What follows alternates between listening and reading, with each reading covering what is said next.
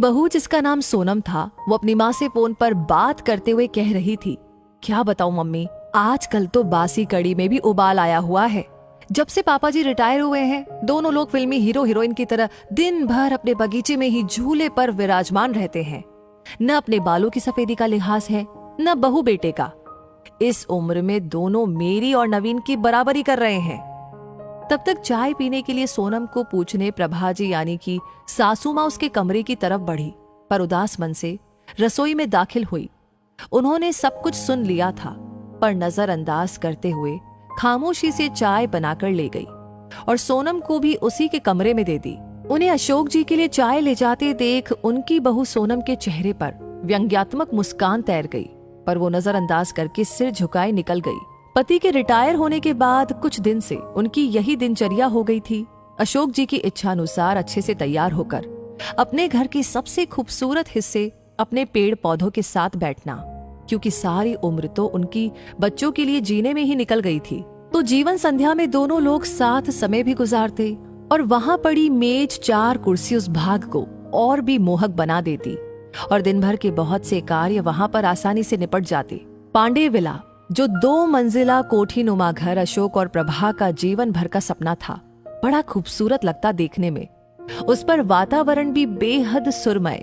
20 by 20 गज की कच्ची जगह भी थी उस घर में। बाहर जहां था प्रभा के सपनों का बगीचा, बेला के पौधे, हर सिंगार का घनेरा पेड़, अंगारों सा दहकता गुड़हल का पेड़ और छोटा सा टैंक जिसमें कमल के फूल खिले रहते। जाड़े में तो रंग बिरंगे फूल, डहेलिया, गुलाब, पैंजी और तमाम किचन गार्डन की सब्जियां 4 चांद लगा देती देखने वाले की आंखों में। और रसोई घर में भी ताजे धनिया, पुदीना, मेथी की बहार रहती। Panasonic Evolta रहे पावरफुल। हर मौसम में घर खुशबू और सकारात्मक ऊर्जा से सरोबार रहता। उस पर वहां पड़ा झूला जो भी वहां बैठ जाता तो उठने की इच्छा ही नहीं होती। जाड़ों में वही तसले में आग जलती और भुने आलू शकरकंद के मजे लिए जाते, तो बरसात में सुलगते कोयलों पर सिकते भुट्टे स्वर्ग के आनंद की अनुभूति करवाते। अशोक जी ने वो जगह छुड़वाई तो प्रभा और अपने लिए कमरे के लिए, लेकिन संयोग ऐसा बना कि जिम्मेदारी ने उन्हें उस जगह का इस्तेमाल ही नहीं करने दिया। ऐसे में प्रभा ने अपने खाली समय और उस खाली जगह का इस्तेमाल इस बुद्धिमता से किया कि वो कोना घर की जान बन गया। उनका पूरा खाली समय वहीं पर बीत जाता। अब उन्हें उस जगह कमरा न बना पाने का मलाल भी न था, पर प्रभा को अरमान था घर में झूला हो तो अशोक जी ने उसे वहां जरूर लगवा दिया। पेड़ों से लगाव कुछ ऐसा हो गया कि फिर दोनों में से किसी की इच्छा उनके स्थान पर कमरा बनवाने की हुई ही नहीं। पर वो और अशोक कभी एक साथ उस जगह कम ही बैठ पाते। कभी प्रभा अनमनी होती तो अशोक बड़े जिंदा दिल शब्दों में कहते, पार्टनर रिटायरमेंट के बाद दोनों इसी झूले पर साथ बैठेंगे और खाना भी साथ में खाएंगे, हर शिकायत दूर करेंगे। फिलहाल हमें बच्चों के लिए जीना है। बच्चों के करियर पर सब कुछ बलिदान हो गया। अब बेटा भी अच्छी नौकरी में था और बेटी भी अपने घर की हो चुकी थी। रिटायरमेंट के बाद घर में थोड़ी रौनक रहने लगी थी। अशोक जी को भी घर में रहना अच्छा लग रहा था। बड़े पद पर थे तो कभी उनके कदम घर में टिके ही नहीं। गांव से आकर शहर में बसेरा बनाना आसान न था, लेकिन किसी तरह 400 गज जमीन कर ली। सहधर्मिणी प्रभा जी भी सहयोगी महिला थी तो मंजिल और आसान हो गई। अब दोनों पति पत्नी आराम के पलों को संजो लेना चाहते थे। उनके घर में जरूरी सब सुविधाएं भी थी, फिर भी बहू सोनम को न जाने क्यों वो कोना सबसे ज्यादा खटकता था, क्योंकि कोई भी बंधन न होने पर भी अशोक जी के घर में रहने से उसे घर का काम बड़ा महसूस होता था। दिन भर उसके साथ लगी रहने वाली प्रभा का अब थोड़ा समय अपने पति को देना उसे अखरने लगा था। अक्सर वो नवीन को उसके माता पिता के लिए ताने देने का कोई भी मौका नहीं छोड़ती थी। उसने उस कोने से छुटकारा पाने के लिए नवीन को एक रास्ता सुझाते हुए कहा, क्यों ना हम बड़ी कार खरीद ले। नवीन ने कहा, आइडिया तो अच्छा है, पर रखेंगे कहाँ? एक कार रखने की ही तो जगह है घर में। नवीन थोड़ा चिंतित स्वर में बोला, जगह तो है ना, वो गार्डन तुम्हारा जहां आजकल दोनों लव बर्ड्स बैठते हैं। सोनम थोड़े तीखे स्वर में बोली, थोड़ा तमीज से बात करो। नवीन क्रोध से बोला जरूर, पर उसने भी अशोक जी से बात करने का मन बना लिया था। अगले दिन वो कुछ कार की तस्वीरों के साथ शाम को अपने पिता के पास गया और बोला, पापा, मैं और सोनम एक बड़ी गाड़ी खरीदना चाहते हैं। पर बेटा, बड़ी गाड़ी तो घर में पहले ही है, फिर उसे रखेंगे कहाँ? अशोक जी ने सवाल किया। ये जो बगीचा है यहीं गैराज बनवा लेंगे। वैसे भी सोनम से तो इनकी देखभाल होने से रही, और मम्मी कब तक करेंगी? इन पेड़ों को कटवाना ही ठीक रहेगा। वैसे भी ये सब जड़ें मजबूत घर की दीवारों को कमजोर कर रही हैं। प्रभा तो वहीं कुर्सी पर सीना पकड़कर बैठ गई। अशोक जी ने क्रोध को काबू में करते हुए कहा, मुझे तुम्हारी माँ से भी बात करके थोड़ा सोचने का मौका दो। क्या पापा, मम्मी से क्या पूछना? वैसे भी इस जगह का इस्तेमाल भी क्या है?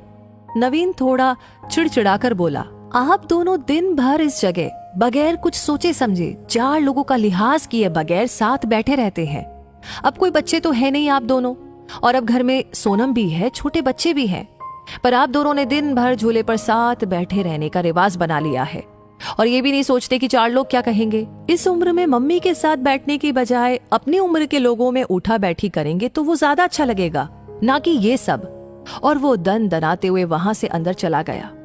अंदर सोनम की बड़बड़ाहट भी जारी थी। अशोक जी भी एहसास कर रहे थे प्रभा के साथ अपनी ज्यादती का। जब कभी पत्नी ने अपने मन की कही तो उन्होंने उन्हें ही सामंजस्य बिठाने की सीख दी, पर आज की बात से तो उनके साथ प्रभा जी भी सन्न रह गई। अपने बेटे के मुंह से ऐसी बातें सुनकर, रिटायरमेंट को अभी कुछ समय ही हुआ था, उनकी जिंदगी तो भागम भाग में ही निकल गई थी, बच्चों के लिए सुख साधन जुटाने में।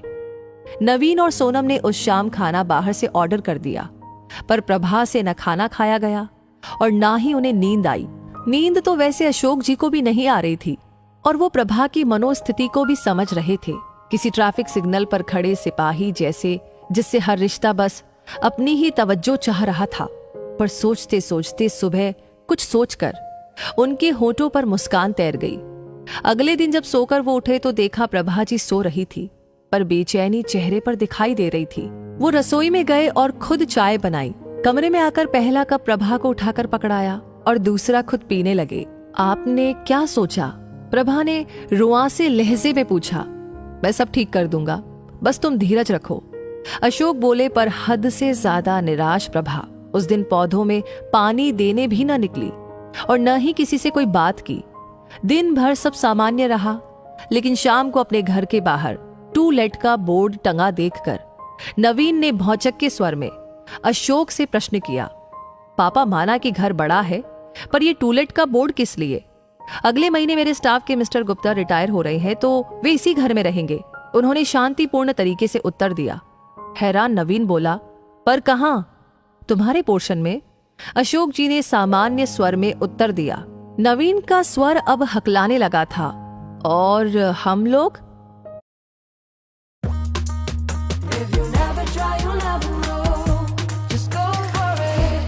तुम्हें इस लायक बना दिया है तो 2-3 महीने में कोई फ्लैट देख लेना या कंपनी के फ्लैट में रह लेना अपनी उम्र के लोगों के साथ। अशोक जी एक एक शब्द को चबाते हुए बोले, हम दोनों भी अपनी उम्र के लोगों में उठे बैठेंगे। सारी उम्र तुम्हारी माँ की सबका लिहाज करने में निकल गई, कभी बुजुर्ग तो कभी बच्चे। अब लिहाज की सीख तुम सबसे लेना बाकी रह गया था। पापा मेरा वो मतलब नहीं था, नवीन ने सिर झुकाकर बोला। नहीं बेटा, तुम्हारी पीढ़ी ने हमें भी प्रैक्टिकल बनने का सबक दे दिया। जब हम तुम दोनों को साथ देखकर खुश हो सकते हैं तो तुम लोगों को हम लोगों से दिक्कत क्यों है? इस मकान को घर तुम्हारी माँ ने बनाया, ये पेड़ और इनके फूल तुम्हारे लिए मांगी गई न जाने कितनी मनौतियों के साक्षी है, तो उसका कोना मैं किसी को छीनने का अधिकार नहीं दूंगा। पापा आप तो सीरियस हो गए। नवीन के स्वर अब नम्र हो चले थे। नहीं बेटा, तुम्हारी माँ ने जाने कितने कष्ट सहकर, कितने त्याग करके मेरा साथ दिया। आज इसी के सहयोग से मेरे सिर पर कोई कर्जा नहीं है, इसलिए सिर्फ ये कोना ही नहीं, पूरा घर तुम्हारी माँ का ऋणी है। घर तुम दोनों से पहले उसका है, क्योंकि जीभ पहले आती है ना कि दांत। औलाद होने का हमसे लाभ उठाओ, पर जब मंदिर में ईश्वर जोड़े में अच्छा लगता है तो माँ बाप साथ में बुरे क्यों लगते हैं? जिंदगी हमें भी तो एक ही बार मिली है। और इस तरीके से मकान को घर बनाने वाली को आखिर अपना कोना मिल ही गया। तो दोस्तों, ये कहानी आपको क्या कहती है? इस कहानी से क्या सीख मिलती है? आपकी क्या राय है? कमेंट सेक्शन में अपनी राय जरूर बताएं। लाइक ऑलरेडी कर दिया है तो इस कहानी को शेयर करना बिल्कुल ना भूलें। साथ ही साथ आपके लाइक, कमेंट्स, आपका ये ढेर सारा प्यार हमें इंस्पायर करता है ऐसी कहानियां आप तक पहुंचाने के लिए। वैसे हर वीडियो सबसे पहले आप तक पहुंचे उसके लिए एक छोटा सा काम, हमारे पेज को तुरंत फॉलो करें। मिलूंगी आपसे बहुत जल्दी ही और ऐसी कहानियों के साथ। तब तक के लिए कहूंगी धन्यवाद। का नाम लेकर मर्डर करने वाले गैंगस्टर की कहानी। मैं कातिल हूँ, क्रिमिनल हूँ, बदमाश हूँ, मुझसे संपर्क करें। विज्ञापन निकालकर लोगों की मौत का ठेका लेने वाला ऐसा डॉन नहीं देखा होगा। भारत का शायद ये पहला इतना खतरनाक अपराधी है